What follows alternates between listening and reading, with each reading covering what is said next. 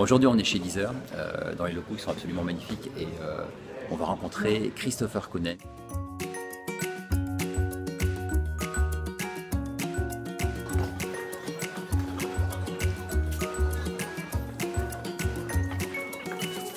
On va commencer d'abord par ça, parce que là, je trouve ça absolument génial. On rencontre aujourd'hui Christopher Kounen. Christopher, merci infiniment de nous recevoir ici. Grand plaisir. Et on commence, voilà, on démarre avec un cadeau, c'est ce qui est plutôt agréable, et il est magnifique, et on vous montrera quelques morceaux après. On va parler digital, mais nous puisons nos sources dans le bon vieux vinyle. Voilà, les contenus. Voilà. Christopher, aujourd'hui, on est dans les locaux de Deezer. Est-ce que tu peux nous parler de ton parcours, le profil, et comment tu es arrivé ici? D'accord. Donc très international à la base, donc multilingue, étudié aux États-Unis, travaillé un peu partout dans le monde, donc en Australie, en Europe, en Russie, aux États-Unis, et depuis à peu près 15 ans dans le digital. Donc j'ai rejoint le monde digital en 99 dans les annonces pour emploi. Donc j'ai lancé des job boards. De là, je suis passé en fait dans le paiement. J'ai été responsabilité sur des développements de produits digitaux, enfin non physiques, chez Western Union. J'ai ensuite lancé PayPal en France. J'ai passé 7 ans chez PayPal. J'étais responsable après la France de l'Europe. Je suis ensuite allé chez Ingenico. Donc là, c'était une société vraiment du monde physique où il fallait vraiment développer une stratégie justement digitale et de convergence entre le monde physique et le monde digital. Et donc depuis un an chez Deezer, en tant que responsable des opérations au niveau groupe, au niveau monde, puisque Paris est le QG mondial de Deezer. Bien. Dans ce parcours, du coup, là, qui est riche et qui c'est exactement le genre de témoignage dont on a besoin aujourd'hui, comment est-ce que l'on met en place une stratégie digitale? Comment est-ce qu'on a comment on crée une vision à la fois dans une structure qui est dite industrielle, qui est complètement emprunt et imbibée de la réalité du monde physique, et comment est-ce qu'on arrive à franchir le cap du digital, du pixel, et où tout est dématérialisé finalement? Ouais.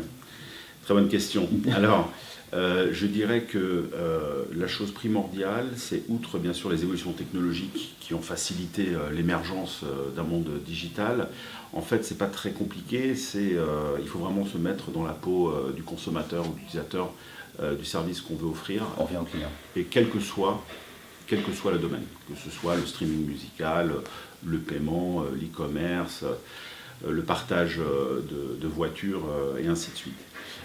Et donc la façon, par exemple, chez Deezer, que j'ai approché la stratégie, c'était d'abord d'établir la vision. Quelle est la vision? C'est-à-dire, la stratégie est un mot que certains, je pense, compliquent beaucoup. En fait, c'est comment est-ce qu'on va d'un point A à un point B et quelle est la direction qu'on veut prendre. Donc on a redéfini la vision de Deezer, qui est de devenir la plateforme globale mondiale dans le divertissement digital. Audio, donc digital audio. Donc on ne dit pas digital audio musique, mais c'est vraiment digital audio, parce que nous avons l'ambition d'offrir une palette de services audio à nos consommateurs. Donc en partant de cette vision-là, ensuite justement comment est-ce qu'on construit la stratégie ou les axes de la stratégie. Donc le premier, c'est avoir la meilleure offre justement pour nos consommateurs dans le monde. La deuxième, c'est de construire des partenariats très très forts avec l'ensemble des acteurs de l'écosystème. Et la troisième, c'est d'être excellent d'un point de vue opérationnel. Et donc là, on parle peut-être moins d'un aspect stratégique, mais qui est très important pour sous-tendre la stratégie, c'est-à-dire de définir par rapport à nos objectifs et ces axes, comment est-ce qu'on va mesurer en fait l'efficacité de notre stratégie. Et donc là, on parle de KPIs transverses. Pour revenir au premier axe, donc offrir la meilleure offre possible. Donc là, on est purement dans un monde digital aujourd'hui chez Deezer. Nous sommes vraiment une société qui est mobile first, c'est-à-dire que tous les développements, le développement de l'offre se fait vraiment avec en tête l'utilisation par le consommateur de Deezer sur son téléphone portable, sur son mobile. Et ensuite, nous déclinons l'ensemble de l'évolution de notre offre, ensuite pour l'iPad, tablette et le web, à partir de ce concept mobile first. Et je pense que c'est très très important parce que si on veut réussir aujourd'hui dans le digital, tout se passe de plus en plus sur le téléphone mobile. Donc ça, je dirais que c'est l'aspect pratique de la façon dont les consommateurs consomment le digital. Et puis la deuxième raison, c'est qu'aujourd'hui, les marchés émergents sont très importants pour nous. Et nous constatons clairement depuis quelques années que dans ces marchés émergents, les consommateurs font des leapfrogs technologiques. Donc ils n'utilisent pas le web, ils utilisent le mobile pour browser sur Internet et faire des achats et consommer de la musique en streaming. Donc être mobile first, pour moi, c'est vraiment la pierre centrale de l'édifice d'une offre digitale. Ça a l'air très simple quand on le dit, mais en fait, il y a beaucoup de sociétés, soit qui ont commencé par le web et en fait qui ont traduit leur site web sur une interface avec un écran plus petit, mais c'est pas du tout l'ergonomie et l'expérience utilisateur et d'excellence qu'on veut apporter. Et donc, je pense qu'il y a très peu de sociétés dans le monde aujourd'hui, y compris dans le digital, qui ont vraiment réussi cette approche mobile first. Ce qui est intéressant, c'est de se dire que cette réflexion autour du mobile et donner la priorité à cet écran mobile, on ne l'a peut-être pas forcément quand on est en France et qu'on raisonne franco-français. En revanche, quand on est comme toi avec une vision là pour le coup internationale, on voit en fonction des différents marchés, des cultures et des usages finalement qui évoluent plus ou moins vite, que cet écran mobile, lui, il est primordial. Comment est-ce que, si je suis franco-français sur mon marché par exemple, comment est-ce que je vais être aussi rapidement sensibilisé? Parce que finalement, j'ai l'habitude d'être sur un laptop, sur un iPad éventuellement, mais j'entends les agences, j'entends les médias me dire que le mobile est essentiel, mais je ne suis peut-être pas forcément touché directement par mon marché aujourd'hui en France. Quel conseil tu donnerais pour rapidement se sensibiliser, puis se dire, attention, ça n'est pas que de la traduction de sites sur du mobile. Je pense que la façon de sensibiliser, parce que beaucoup de dirigeants aujourd'hui d'entreprises ou d'entrepreneurs en France, comme un peu partout, disons dans les marchés plus matures, savent que s'ils n'ont pas une stratégie digitale, alors qu'on soit pure player digital, ça c'est évident, ou qu'on soit dans un monde physique, mais puisqu'on assiste à cette convergence du monde physique et du monde digital, dans ce qu'on appelle les parcours omnichannel des consommateurs, si on n'a pas de stratégie digitale et on exécute mal une stratégie digitale, on n'existera plus dans 5 ou 10 ans. Vous voyez ce qui s'est passé aux États-Unis, par exemple, dans le domaine du livre.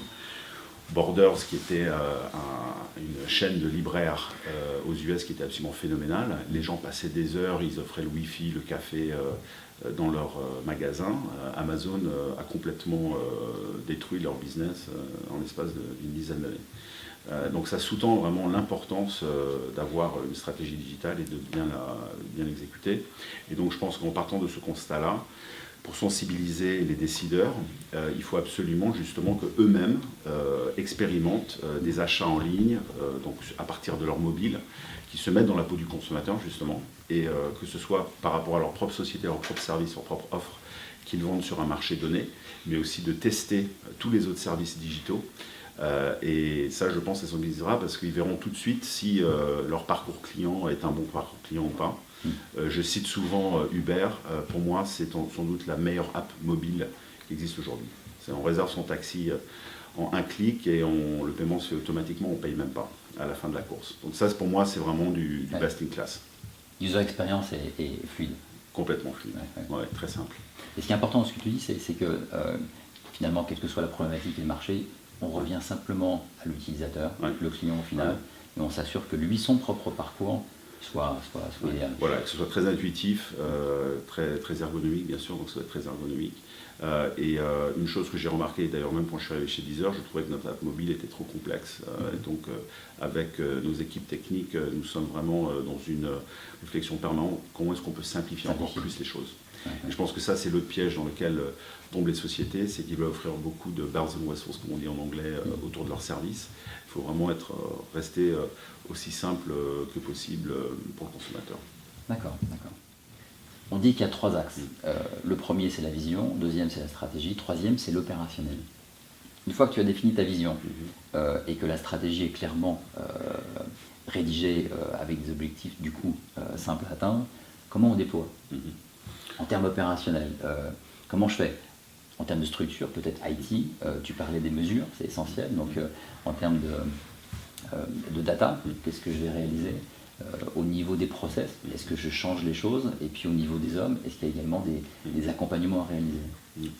Alors, sur la déclinaison opérationnelle de la stratégie, la première chose à faire, c'est une fois qu'on a identifié les axes, c'est de dire quelles sont les priorités et les plans, mais vraiment les plus importants, qui vont nous permettre de réaliser la stratégie, c'est-à-dire d'aller d'un point A à un point B. Donc si on prend l'exemple, le premier axe dont je t'ai parlé, c'est-à-dire avoir la meilleure offre dans le monde pour nos consommateurs, et donc qui est Mobile First, c'est bien sûr, d'abord il faut recruter les hommes et les talents qui vont nous permettre de concevoir cette offre et ensuite de pouvoir la lancer commercialement.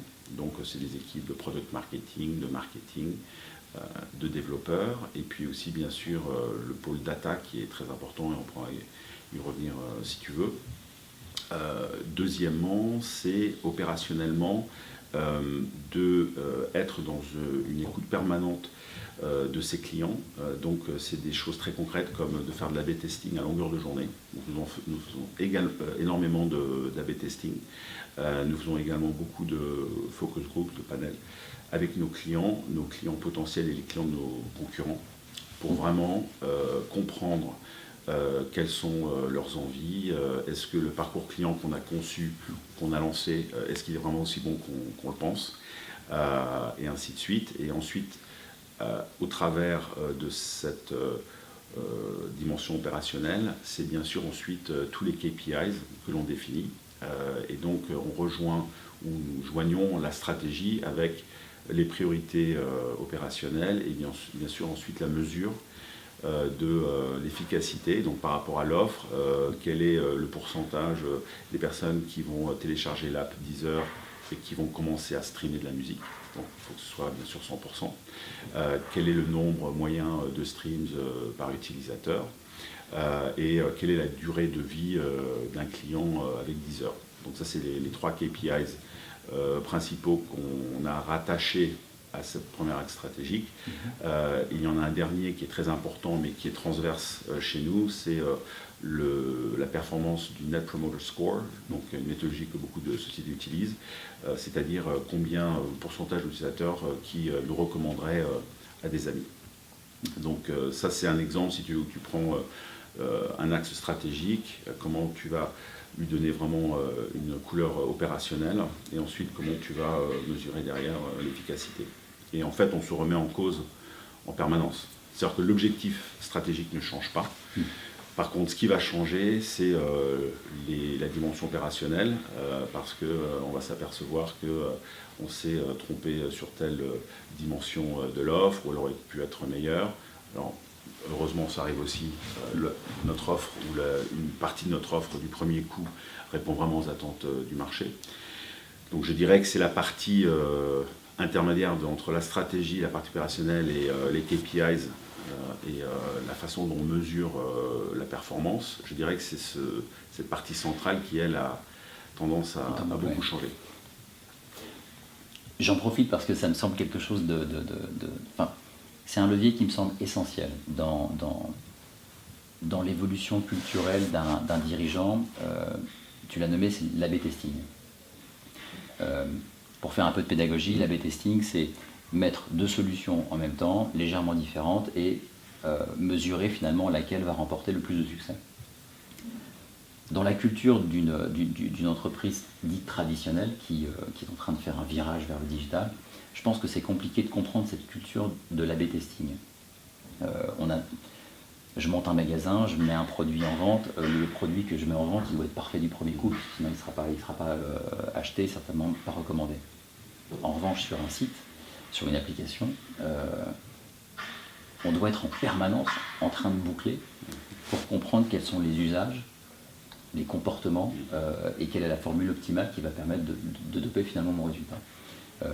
Cette culture de l'A/B testing, est-ce que c'est quelque chose que tu as observé dans tes expériences précédentes? Est-ce que cette culture de l'A/B testing, elle est naturelle?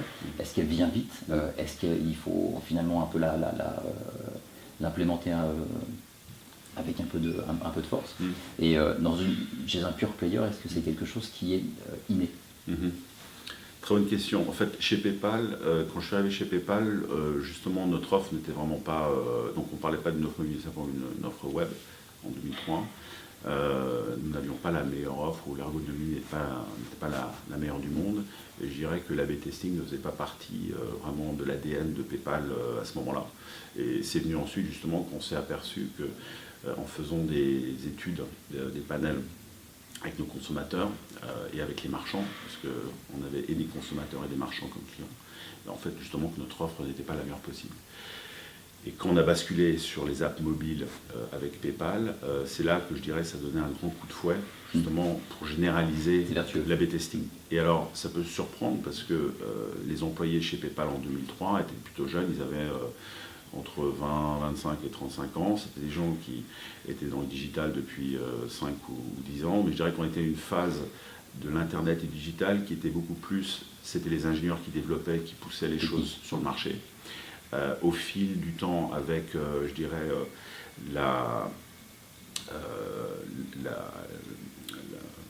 l'adoption beaucoup plus massive de l'Internet, puis ensuite le mobile, enfin tout ce qui est digital, le fait que ce soit vraiment sophistiqué beaucoup plus, et surtout qu'il y ait eu beaucoup plus de concurrence entre les différents services digitaux, je pense que c'est ça qui a vraiment donné une accélération au point où on arrive aujourd'hui, où aujourd'hui on ne peut pas concevoir qu'un pure player digital ne fasse pas de l'A/B testing et n'ait pas ça dans son ADN et ne soit pas mobile first ou n'essaye pas d'avoir un parcours client le plus fluide et le plus facile possible. Donc je pense que c'est une évolution non seulement qui s'est faite dans l'écosystème en fait, au travers du temps, bon, ça fait sur les 15 dernières années à peu près, pour contraster ça avec chez Ingenico, où c'était une société clairement qui n'avait pas du tout le digital dans son ADN, donc c'est une raison pour laquelle je suis allé chez eux. Et donc là, mon constat a été que ce n'était pas des talents ou des réflexes que je pourrais trouver dans cette entreprise, il fallait que je recrute en externe, ce que j'ai fait. Parce que c'est un peu soit tu l'as ou tu l'as pas.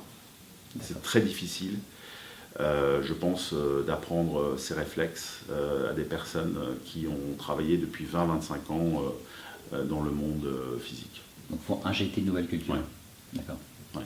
Mais si on se fait un mode d'emploi, finalement, ça veut dire que à vouloir être omnicanal, il ne faut surtout pas oublier que dans ces différents écrans ou ces différents canaux que je vais mettre à disposition, j'ai un client qui lui va avoir a priori un parcours et c'est la cohérence de ce parcours, donc c'est l'expérience utilisateur que je dois maintenir. Donc si je reprends ce que tu dis, bon, il y a ce parcours client, il y a la diversité des écrans sur lesquels je peux me connecter, principalement le mobile, et il y a cette culture de l'A/B testing. Est-ce qu'il y a, en dehors du data qu'on va aborder juste après, parce que là du coup le data c'est fondamental, est-ce qu'il y a d'autres réflexes sur la partie opérationnelle que tu recommanderais, à laquelle il faut être vigilant finalement? Je pense que c'est très important, c'est pour toucher au deuxième axe dont je t'ai parlé de ma stratégie, qui est une stratégie de partenariat. Puisque Deezer est un des leaders mondiaux, nous avons 6 millions d'abonnés, nous avons à peu près 16 millions d'utilisateurs gratuits de notre service, et ça croît très fortement. Nous avons une empreinte mondiale, nous sommes dans 183 pays. Mais nous sommes, il faut être quand même un peu modeste, nous sommes quand même petits. Et donc nous sommes dans un scénario assez unique parce qu'il y a plein de sociétés digitales qui ne prennent pas des réseaux de distribution. Ils vont directement au grand public leurs offres, alors que Deezer, nous le faisons aussi, mais nous appuyons aussi sur des partenaires. Le type de partenaire très important pour nous, et c'est une partie opérationnelle pour réussir ce deuxième axe stratégique qui est de construire les meilleurs partenariats possibles dans le monde. C'est ce que nous avons lancé avec Sonos et Bose, où en fait c'est des objets connectés, et donc Deezer est intégré et connecté à tous ces objets connectés. Voilà. Et donc nous sommes avec d'autres, avec Bang & Olufsen, avec certains constructeurs automobiles. Donc nous regardons le monde en termes de partenaires possibles qui nous aident justement, à développer notre chiffre d'affaires, mais aussi à améliorer notre offre, répondre aux besoins du consommateur via ces partenaires. Ce qui est malin, parce que ça permet d'être présent dès le départ. Voilà. Ouais. Et on est avec des partenaires qui sont, du coup, je parlais de Deezer, qui, en termes de taille, par rapport à certains des géants du monde digital, nous sommes quand même plus petits. Là, on s'appuie aussi sur des très gros acteurs. Donc, ça nous permet, je dirais, de combler un peu ce déficit de taille qui, des fois, peut être embêtant via ces partenariats. Mais qui ont la surface. Ouais, mais qui nous permet, en restant plus petits, justement, nous pensons que nous pouvons être beaucoup plus agiles, beaucoup plus rapides, réactifs que si nous étions beaucoup plus gros. C'est géant. Dernier sujet, le data. Oui. J'ai une vision qui est celle de dire que tout le monde parle du big data, c'est très bien, le data est essentiel, mais la façon dont c'est présenté aujourd'hui, j'ai le sentiment de réécouter très exactement mot pour mot tout ce qui a été dit en 2000 sur le CRM. Je ne vois pas la différence, si ce n'est qu'on n'a pas réussi pour tout le monde à le déployer, à le mettre en place en 2000. Pourquoi on arriverait mieux aujourd'hui? Comment, toi, ta vision là, sur ce sujet du data? Alors, tu as raison, la data, c'est un grand mot. Bon, je pense qu'on l'utilise à tort et à travers, ou avec des sens un peu de sujet. très différents. D'ailleurs, un des premiers recrutements que j'ai fait quand je suis arrivé chez Deezer, puisqu'on n'en avait pas un, c'était un Chief Data Officer. C'est vraiment fondamental. Pour une société digitale, je pense notamment, c'est absolument fondamental. Alors bien sûr, pour les commerces et les entreprises du monde physique, le data est très important aussi. Mais concrètement, nous sommes une société digitale, donc c'est-à-dire que, et une société, en fait, un modèle d'abonnement. Donc nous avons un funnel, donc nous voulons capter le plus d'utilisateurs gratuits dans ce funnel. Donc je dis, on a à peu près 16 millions aujourd'hui. Et ce qu'on veut faire, bien sûr, c'est leur offrir une période gratuite avec Deezer et ensuite nous assurer que nous convertissions le maximum des utilisateurs à un service d'abonnement payant, qui est 9,99 en dollars ou en euros, c'est à peu près le prix du standard du marché. Et donc pour ce faire, et pour vraiment maximiser la performance, ce que nous faisons, c'est que, outre donc, tout ce qui est A/B testing et mesure du parcours du client, et comme tu le disais, tu vas mettre un bouton je m'abonne en haut à droite de l'écran sur le web ou en haut à droite sur l'écran mobile, ou alors tu vas le mettre à gauche, déjà, il y a cet A/B testing, mais donc qui se traduit en data. On va pouvoir très rapidement savoir le bouton à gauche marche mieux que le bouton en haut à droite, ce qui est un cas véridique chez Deezer. On a changé d'emplacement le bouton je m'abonne.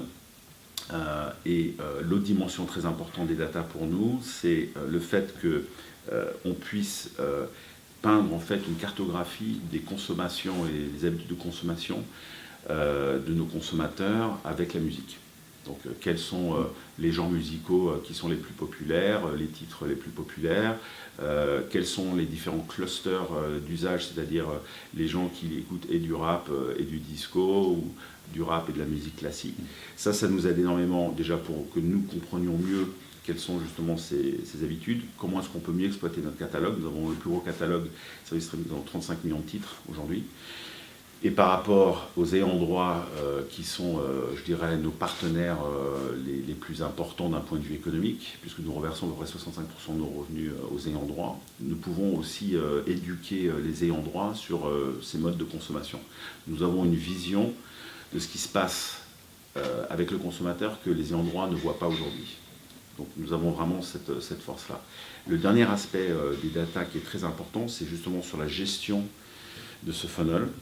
C'est pour justement maximiser le nombre de personnes qui vont venir sur Deezer, télécharger l'application, commencer à streamer de la musique tout de suite, développer un engagement où ils vont commencer à liker ou disliker des titres, créer des playlists, des albums, aller sur nos radios personnalisées, au fil du temps donc construire, je dirais, du engagement entre le consommateur et l'offre Deezer, pour ensuite les faire basculer sur un abonnement payant, parce que grâce à l'offre que l'on a, ils vont dire Deezer c'est absolument génial, je ne vais plus jamais acheter un CD physique, ou je vais arrêter d'acheter des téléchargements et je m'abonne à Deezer pour le reste de ma vie et je paye 9,99 tous les mois.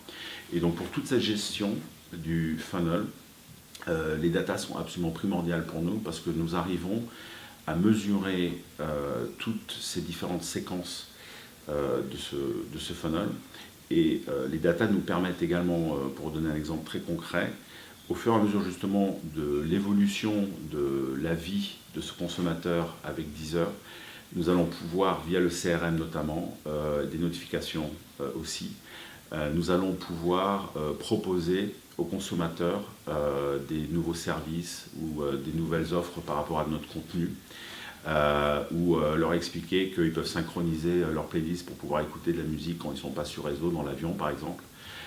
Et donc les datas pour nous sont absolument primordiaux de ce point de vue-là, parce que ça nous permet vraiment de gérer de manière la plus optimale possible ce funnel. Et donc avec l'objectif à l'arrivée d'avoir un client à vie. Voilà. Et donc derrière ce funnel, ça a l'air très simple comme ça, mais en fait c'est très compliqué parce qu'il y a énormément de data. Et donc nous les traitons à longueur de journée pour pouvoir justement ensuite opérationnellement pouvoir les utiliser dans ce sens, par exemple par rapport à la gestion du funnel. Et puis du coup ça veut dire qu'on va beaucoup plus loin, on n'est pas uniquement en train de dire j'ai un objectif et je mesure la distance que j'ai avec mon objectif, dépassé ou en retrait. Je vais commencer à mesurer les comportements de mon utilisateur. Donc du coup je vais pouvoir derrière faire de la prospective et me dire par rapport à ses usages et par rapport au produit ou à l'offre que je mets en avant, je peux anticiper que dans certaines situations, mon utilisateur n'a pas un confort maximal sur l'usage de mon produit ou de mon service. Et donc derrière, je vais le penser, je vais l'améliorer et je vais continuer à fidéliser.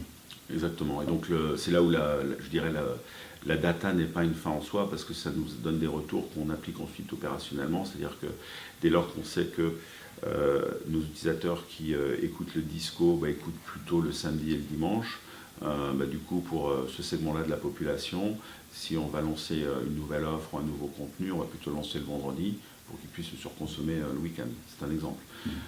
Nous avons des consommateurs qui écoutent que la musique classique.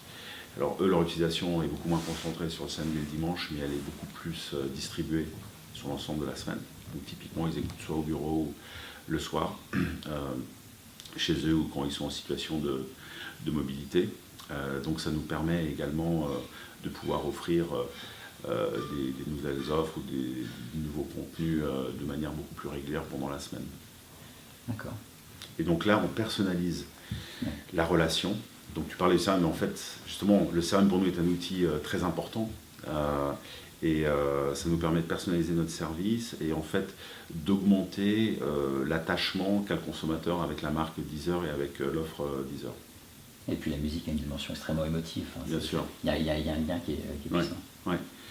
Dernier exemple que je peux te donner, c'est on va lancer un petit scoop sur iOS d'ici la semaine prochaine un nouvel onboarding mobile qui sera beaucoup plus aisé qu'il n'est aujourd'hui. Il est déjà pas mal aujourd'hui. Mais tu vas aller dans ton app Deezer pour la première fois en tant que consommateur et on va te proposer plein d'artistes et de contenus. Ça va être sur la base de la musique qui est la plus écoutée, et ça on le change toutes les semaines sur Deezer à travers le monde. Et donc tu vas pouvoir ajouter des artistes d'un clic, des playlists et ainsi de suite. Donc tu pourras très rapidement te constituer en fait des playlists et un socle d'écoute dans l'app Deezer, qui n'existait pas avant. On va regarder ça avec attention. Ouais. Christopher, merci infiniment pour tous ces conseils et pour partager l'expérience. Je pense que ce qui doit nous rassurer, c'est le digital est quelque chose qui est absolument merveilleux, qui bouge beaucoup. Il faut se remettre en question. La culture de la BTC est formidable. Ouais. On a la chance, en fait, on est un business digital, purement digital. Il y a très peu de business monde physique qui peuvent se le permettre, qui peuvent avoir cette réactivité, parce qu'on peut constamment tester des choses de manière tellement aisée avec des millions de consommateurs. Donc merci pour l'expérience partagée, merci pour ton temps. Merci à vous. Et puis on va prendre quelques images parce qu'en bas, les locaux Deezer font partie des locaux les plus magnifiques de Paris qu'on connaisse. Voilà. Merci. Okay. Bon. Très bien. Merci Ludovic.